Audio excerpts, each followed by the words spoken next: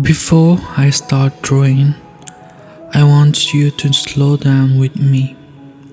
You don't have to understand this face, you don't have to analyze it.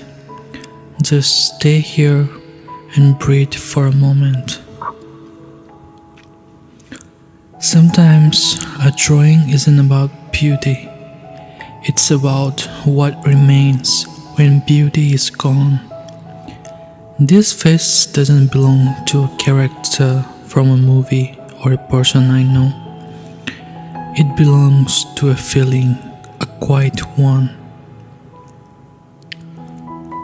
The kind of feeling we carry late at night when no one is watching, when the world finally stops asking questions. I believe every portrait carries a story. Even before the eyes are finished, even before the shadows make sense. As I draw this, I'm not trying to create a perfect face. I'm trying to capture a moment, the moment just before someone speaks or decides not to. If you have ever felt tired without knowing why, or strong while still feeling broken, this story might feel familiar. There's no beginning and no ending here, just lines, shadows, and a feeling slowly taking shape. So stay with me, let the drawing unfold, and maybe somewhere in this phase you'll recognize a part of yourself. I don't remember when I started becoming quiet. Not the good kind of quiet, but the kind where words line up in your head and never reach your mouth. At some point, silence stopped being peaceful and started becoming a habit. People think quiet people have nothing to say. That's not true. Quiet people usually have too much to say. They just don't know who is safe enough to hear it. I used to believe that if I stayed quiet long enough, the noise inside me would disappear. It didn't. It only learned how to whisper. There's a strange comfort in being misunderstood. When people didn't expect much from you, you don't have to explain why you're tired, why you disappear, or why your smile never lasts very long. You can just exist. And sometimes that feels easier than trying to be understood. I learned early that explaining yourself too much makes people uncomfortable, so I stopped. I learned how to nod, how to say it's fine, how to change the subject before anyone noticed my voice shaking. And slowly, I became someone who listens more than they speak. The funny thing is, when you listen long enough, you start hearing things people don't realize they're saying. You hear fear hiding behind jokes, loneliness hiding behind confidence, pain hiding behind anger. Everyone is carrying something. People just carry it louder. I wonder sometimes what people see when they look at me. Do they see calm or distance? Do they think I'm strong because I don't talk about my pain? Or do they think I don't feel things deeply at all? The truth is, I feel everything, too deeply, too quietly. There are nights when the world finally goes silent, and that's when my thoughts become loud. That's when memories return uninvited. Moments I thought I'll buried knock softly at my chest, asking to be felt again. I remember the first time I realized I was on my own emotionally. Not physically, there were people around, but emotionally, I was alone. I had learned how to survive, but not how to be held. You see, there's a difference between being independent and being emotionally abandoned. One is empowering, the other is exhausting. And no one talks about how tired you get when you're always the strong one. I became good at pretending I wasn't hurt, pretending I wasn't lonely, pretending I didn't need a reassurance, pretending I didn't hope someone would notice without me asking. Asking feels dangerous when you have learned that needing too much makes people leave. So you learned to need less. Or at least you learn to look like you do. I wish I could say I didn't care what people think, but I do. Not because I need approval, but because rejection hurts deeper when you already feel invincible. Sometimes I look at myself and wonder who I would have been if I had felt safe enough to be loud. Would I love more? Would I take up space? Would I stop apologizing for existing? I apologize too much for my tone, for my presence, for my silence, for my honesty. It's strange how you can apologize for things that were never wrong. I have always admired people who speak their minds freely. People who don't rehearse every sentence in their head before saying it. People who don't fear being misunderstood. I wonder what it feels like to live without that weight. But silence has taught me things too. It taught me patience. It taught me observation. It taught me how to read between lines and feel safe in energy before words change. Silence can be lonely, but it can also be soft.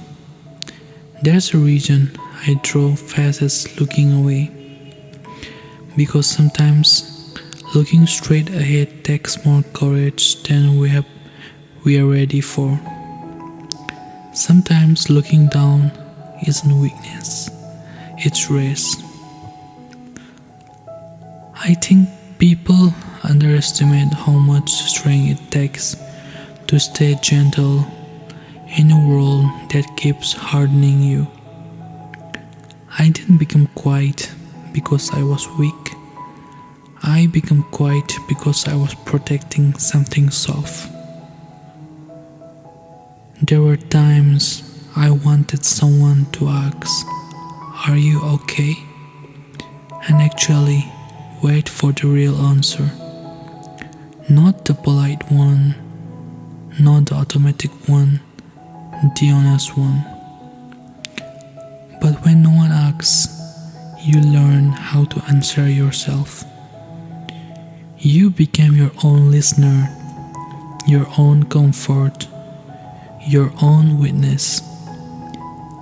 And while that builds strength, it also builds walls.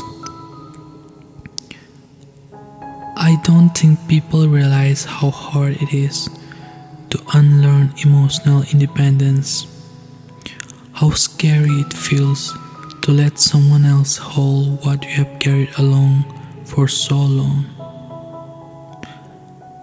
Trust isn't built on love alone, it's built on consistency. There's a part of me that still flinches when someone gets close. Not because I don't want connection, but because connection has always come with conditions. Be less sensitive, be more understanding, be quieter.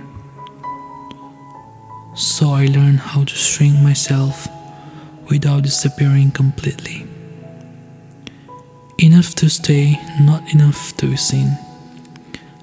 Sometimes I imagine a future version of me, someone who speaks without fear, someone who rests without guilt, someone who doesn't confuse peace with loneliness. I hope that exists. If you're listening to this and something feels familiar, I want you to know you're not broken for feeling deeply. You're not weak for needing rest, and you're not invisible even if it feels that way. Some of us are just learning how to exist softly in a loud world, and that's okay. There are memories I didn't visit often, not because they're dramatic, but because they're quiet.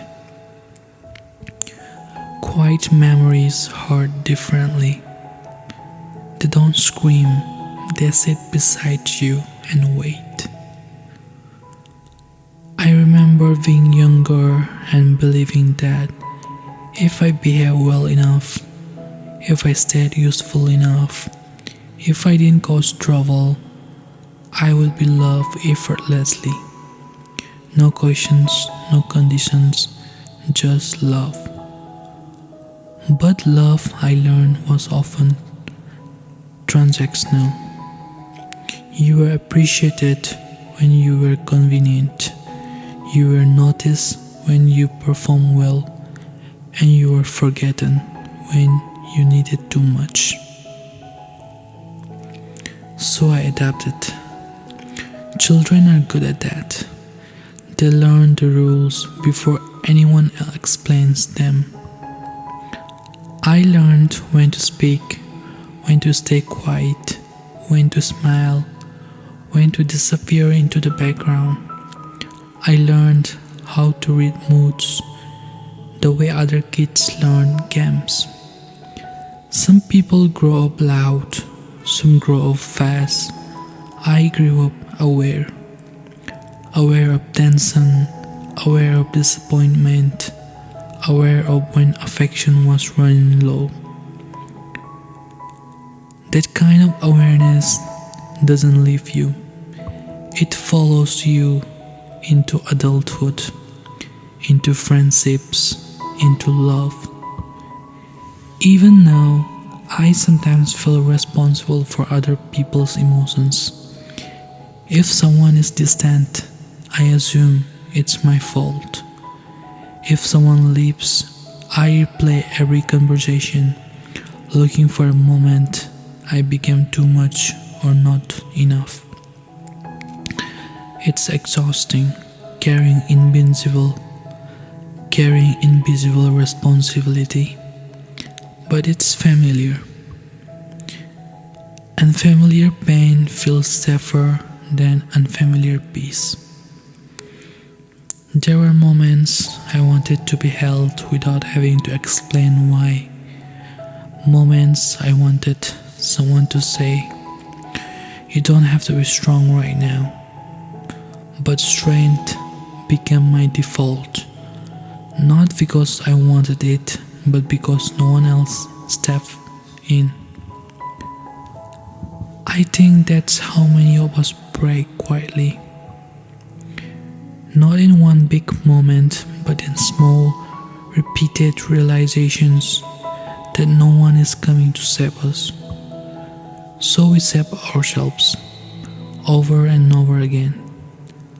Self-reliance is praised, but no one talks about how lonely it feels when it becomes your only option.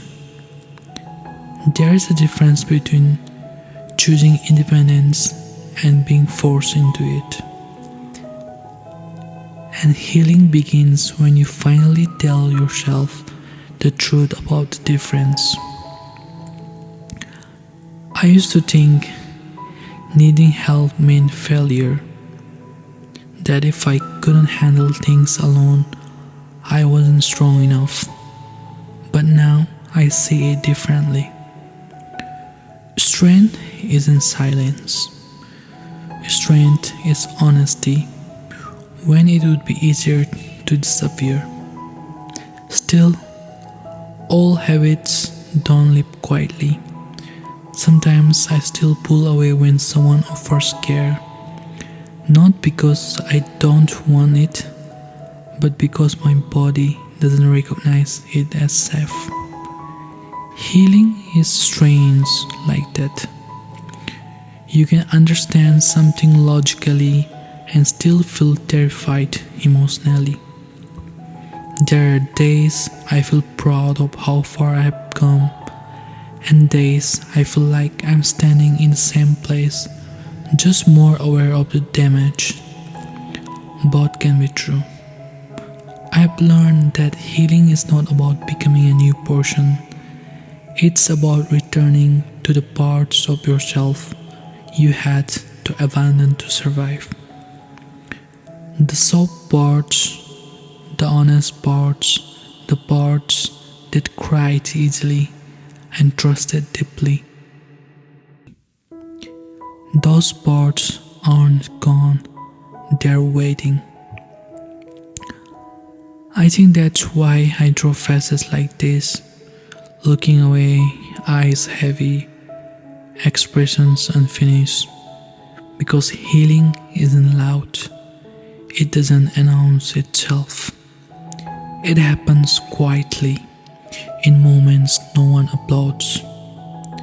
It happens when you rest without apologizing, when you say no without explaining yourself, when you stop proving your worth through exhaustion. I'm still learning how to let people in without handling them the responsibility of fixing me. Connection isn't about rescue, it's about presence. Sometimes presence is just sitting beside someone without trying to solve anything. Sometimes presence is listening without preparing your response. I think that's what I needed most growing up. Not solutions, not advice, just someone to stay. If you're listening to this and you feel tired in a way sleep doesn't fix, I see you. That kind of tiredness comes from carrying too much for too long. You don't need to earn rest. You don't need to justify softness. And you don't need to rush your healing to make others comfortable. You're allowed to take your time. You're allowed to change. You're allowed to become someone your past doesn't recognize. I don't know exactly whom I'm becoming, but I know whom I'm no longer willing to be. I'm no longer willing to disappear for the sake of peace. I'm no longer willing to confuse silence with maturity. I want a life where my voice doesn't shake when I speak honestly. A life where connection feels safe instead of earned. Maybe that's what this portrait is. Not sadness, but transition. The quiet moment between who I was and who I'm becoming. If this story found you during a quiet hour, if you're listening in the dark, I hope it feels like company, not noise, not pressure, just company. You're not alone in learning how to live gently. Some of us are just late bloomers in a world that rushes everything, and that's okay. There's a quiet kind of courage that doesn't look heroic. It doesn't announce itself, it doesn't demand recognition. It simply chooses to stay present when disappearing would be easier. For a long time, I thought survival was enough, and for a while, it was. Survival teaches you discipline, awareness, control.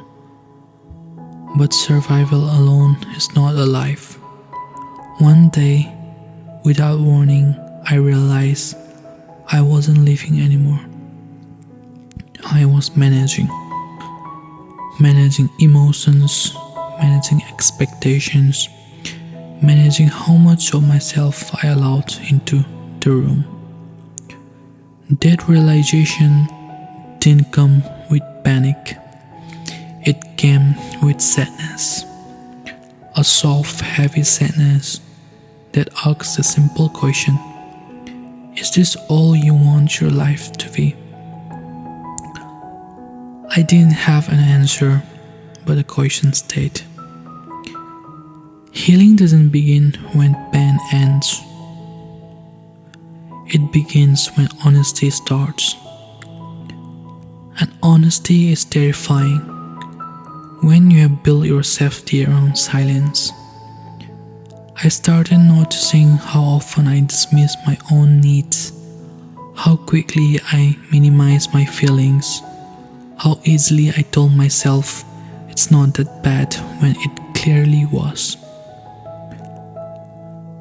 Self-neglect can look like strength for a long time until it doesn't. Until your body gets tired before your mind admits the truth. Rest stopped feeling like laziness only after exhaustion forced my hand. That's when I learned you don't need permission to slow down. There's a version of me I'm learning to be gentle with. The one who did the best they could with what they knew at the time. The one who stayed quiet not because they lacked courage, but because they lack safety. Forgiveness is strange. It doesn't erase the past. It softens the grief it has on you. I forgive myself for staying too long in places that demanded I shrink, for confusing loyalty with self-abandonment, for mistaking endurance for love. Growth isn't loud. Sometimes growth looks like living without explaining, choosing peace over familiarity, saying this hurts out loud, letting silence break instead of you. I'm learning that my sensitivity was never the problem. It was the environment that couldn't hold it. There's nothing wrong with feeling deeply. Depth is not weakness. Depth is where meaning lives. I don't want to harden myself anymore. I want boundaries, yes, but not walls. I want discernment, not fear. I want softness with strength beneath it. There's a future version of me that feels calm instead of guarded, not numb, not detached, just steady. I don't know how long it will take to get there. Healing doesn't follow schedules, but I know this. I'm no longer rushing myself to become okay for the comfort of others. Peace isn't something you chase, it's something you allow. If you're listening right now and you feel like you're behind in life, you're not. And you're building something real instead of something rushed. Some people bloom early, some bloom quietly, some bloom after surviving storms no one ever saw. All of it counts. This portrait, this face looking downward, it doesn't represent defeat. It represents reflection, the moment before lifting your head and choosing differently. If you stayed with the story until now, thank you. Your presence matters more than you realize. And if tonight all you managed to do was listen, that's enough. Healing doesn't always require action. Sometimes it just needs acknowledgement. You're allowed to be a work in progress without being a problem. You're allowed to raise without earning it. You're allowed to exist without explaining yourself. This is not the end. It's a pause, a breath, a gentle moment before continuing forward. Stay soft, stay honest, and take your time.